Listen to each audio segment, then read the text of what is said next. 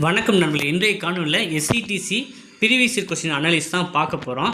So அது எப்படி பார்க்குறது அப்படிங்கிறத நம்மளுடைய ஆப்பில் நம்ம கொடுத்துருக்கோம். ஸோ அதன் மூலமாகவே உங்களுக்கு ஓப்பன் பண்ணி காமிச்சிடுறேன். இதுதான் நம்மளுடைய Bharat exam app. Study material வாங்குறவங்க பேமெண்ட் பண்ணவங்களுக்கு எல்லாமே இந்த ஆப் ப்ரொவைட் பண்ணிடுவேன். ஸோ நம்ம ஆப் ஓப்பன் பண்ணிட்டீங்க அப்படின்னா நம்மளுடைய TNSC driver conductor online class வரும்.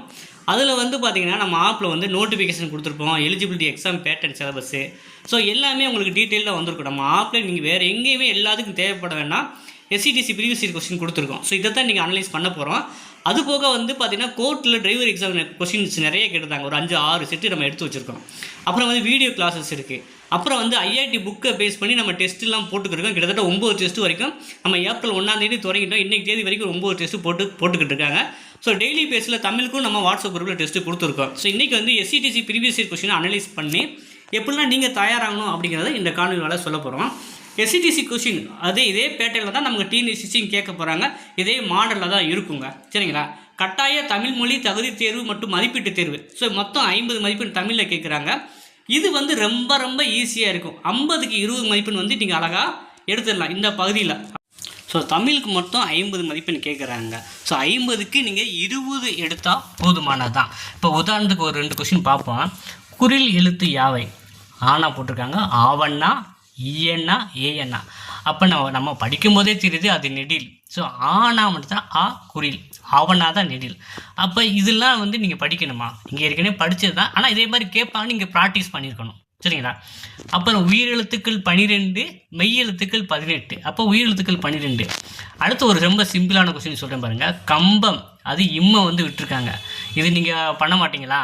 அப்போ இந்த மாதிரி கேட்பாங்கங்கிற ஒரு ஐடியாவை கொடுக்கறதுக்கு தான் நம்ம அகாடமி மூலமாக கிளாஸஸ் எடுக்கிறோம். இப்போ நீங்கள் புதுசாக பார்க்குறதுக்கு நீங்கள் யோசிச்சுட்டு இருப்பீங்க. இப்போ ஏன்னா நம்மகிட்ட டிஎன்எஸ்சி படிக்கிறவங்க பெரும்பான்மையானவர் இப்போ தான் முதல் தடவையாக நீங்கள் எழுத போகிறீங்க. அப்போ இந்த மாதிரிலாம் கொஸ்டின் கேட்பாங்க நீங்கள் பார்த்துட்டு போனால் தான் சரி நமக்கு அங்கே போய் கரெக்டான ஆன்சர் உங்களாலையும் பண்ண முடியும். இப்போ நாடி அப்படின்னா என்னது? நாடினா விரும்புகிறது. நாடினேன், உன்னை விரும்பினேன். ஸோ இந்த மாதிரி ஈஸியாக தான் கேட்டிருக்காங்க. 50க்கு 20 இதில் எடுக்க மாட்டிங்களா? கண்டிப்பாக உங்களால் முடியும். சரிங்களா? ஓரளவு நீங்கள் தமிழில் படித்தாலே நீங்கள் 50க்கு 25-40 கூட எடுக்கலாம். ஏன்னா அந்த 25-40 எடுத்தாலும் நமக்கு தேவையில்லை.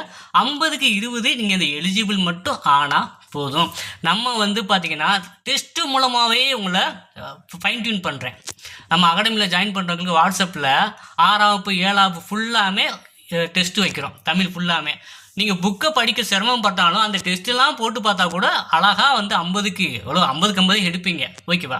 ஸோ இப்போ தமிழ் ரொம்ப ஈஸிங்க. இன்னொரு கொஸ்டின் பாருங்கன்னா, தசம்னா என்னது? 10 தான். சதம் அது சதம் போட்டாருன்னு சொல்லுவோம், அதுதான் 100. அப்போ இந்த சின்ன மாதிரி ஈஸியாக தான் கேட்குறாங்க. தமிழை பற்றி நீங்கள் கவலையே பட வேண்டாம். ஓகேவா? அடுத்ததான் பார்த்தீங்கன்னா நமக்கு பொது அறிவு கேட்குறாங்க. அப்புறம் தொழில்முறை திறனை தேர்வு. நான் பொது அறிவு எப்படி இருக்குன்னு உங்களுக்கு ஷோ பண்ணி காமிக்கிறேன். ஸோ இந்த பொது அறிவு பார்த்திங்கன்னா மொத்தம் 20. ஸோ இதுக்கப்புறம் தான் தொழில்முறை திறனை தேர்வுக்கு 30. இந்த பொது அறிவு பகுதியில் கிட்டத்தட்ட போன வட்டம் 13 கொஸ்டின் மேக்ஸ் கேட்டிருக்காங்க. இப்போ 1வது 2வது 3வது மேக்ஸு, 4வது மேக்ஸு, 5வது மேக்ஸ் மாதிரி தான் ஒரு பேசிக் கொஸ்டின் தான். எது லீவ் ஃபாண்டு அப்படின்னு கேட்டிருக்காங்க. அப்போ 4ஆல் வகுத்தா மீதி 0 வருதோ அதான் லீவ் ஃபண்டு. அப்போ 2020 4ஆல் வகுப்படும், 2024 4ஆல் வகுப்படும், 2016 4ஆல் வகுப்படும். அப்போ 2029 தான் கிடையாது, அதுதான் லீவ் ஃபண்டு அல்ல. இப்போ ஒரு 5 இது பார்த்துட்டிங்களா? அது இப்போ பேசிக் ஜிகே. குடியரசு தினம் உங்களுக்கு என்னென்னு தெரியாதா? தமிழகத்தில் எத்தனை சட்டசபை தொகுதி இருக்குது? 234. இது சொந்தமாக நம்ம கிளாஸஸே போட்டிருக்கேன். நம்ம ஆண்ட்ராய்டு ஆப்பில் இருக்குது, பார்த்துக்கோங்க. சட்டசபை தொகுதிகள் எத்தனை இருக்குது, பார்லமெண்ட் தொகுதிகள் எத்தனை இருக்குது, எத்தனை மாநகராட்சி இருக்குது. ஸோ இதெல்லாம் நம்ம கிளாஸஸ் நம்ம ஆண்ட்ராய்டு ஆப்பில் இருக்குது, எடுத்து படிச்சுக்கோங்க. இதே மாதிரி ஒரு 13 கொஸ்டின் மேக்ஸ். 60 கிலோமீட்டர் வேகத்தில் செல்லும் ஒரு பேருந்து குறிப்பிட்ட ஒரு 5 மணி நேரத்தில் கிடைக்கிறது.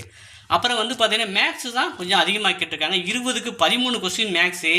குற்றால அருவி எந்த மாவட்டத்தில் இருக்குது? அழகாக தேர்வு சொல்லிடுவீங்க, தென்காசி. சரிங்களா? ஸோ இந்த மாதிரி மிகப்பெரிய நீர்மின் சக்தி திட்டம் அதாவது மேட்டூர். ஓகேவா? இந்த மாதிரி ஈஸியாக தான் கேட்குறாங்க. ஆனால் நீங்கள் ப்ராக்டிஸ் பண்ணியிருப்போம். மேக்ஸ் மட்டும் 13 கேட்குறாங்க பொது அறிவில்.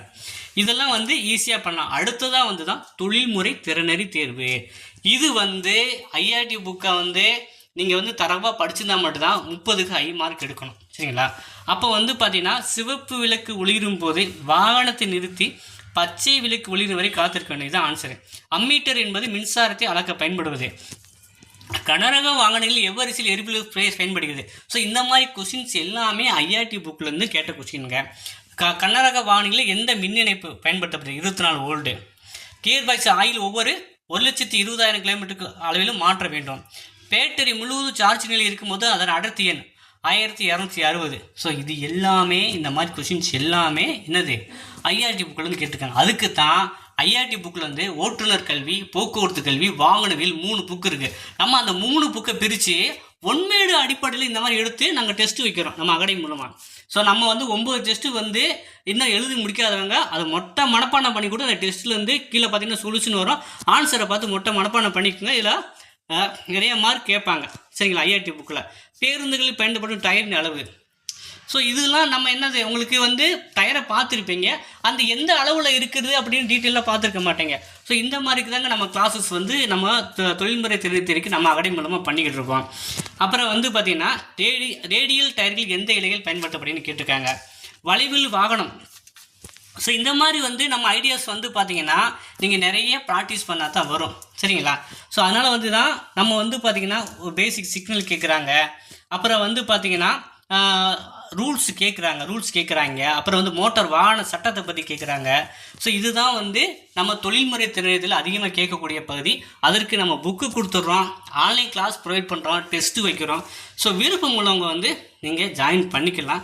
இப்போ வந்து பார்த்தீங்கன்னா இதை பார்க்கும்போது உங்களுக்கு ஒரு நம்பிக்கையை ஏற்படுத்தியிருக்கும் இந்த நம்புகிறேன் இந்த காணொலி. ஏன்னா இந்தளவு ஈஸியாக தானே கேட்குறாங்க. நம்ம கொஞ்சம் படித்தா ஃபஸ்ட் அட்டம்ப்ட்லேயே ரிட்டர்ன் கிளியர் பண்ணிடலாம்ல. யாரும் எந்த ரெஃபரன்ஸும் இல்லாமல் உங்களுடைய சொந்த முயற்சியிலே இது கிளியர் பண்ணிடலாங்க சரிங்களா. மோட்டார் வாகன சட்டத்தை பற்றி ஒரு 3-4 கொஸ்டின் கேட்குறாங்க. அது படிக்கிறதுக்கு என்ன அழகாக நம்ம படிச்சிடலாம் சரிங்களா. இந்த மாதிரி தான் கேட்குறாங்க. ஈஸியாக வந்து எல்லாராலையும் பாஸ் பண்ண முடியும். நம்ம அகாடமி வந்து அதுக்கான வேலையை தான் பார்த்துக்கிட்டு இருக்கோம். 2023 கிட்டத்தட்ட 400க்கு மேற்பட்ட டிரைவர் கண்டக்டர் உருவாக்கிய ஒரே அகாடமி தமிழ்நாட்டில் நம்ம மட்டும்தான்.